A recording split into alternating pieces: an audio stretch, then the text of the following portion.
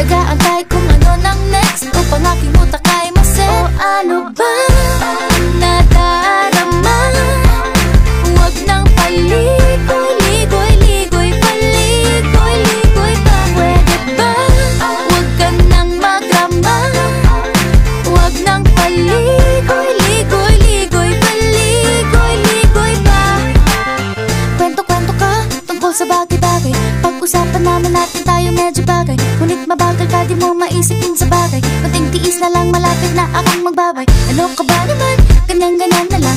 Wala ka lang alam gawin kundi magparamdam. Hindi ko na alam, ano pa dapat ang iisipin ko o dapat ba na wag na lang. Tuwing gabi ka lang nagte-text, message ko walang effect. Nag-aantay kung ano nang next upang aking utak ay maset. O ano ba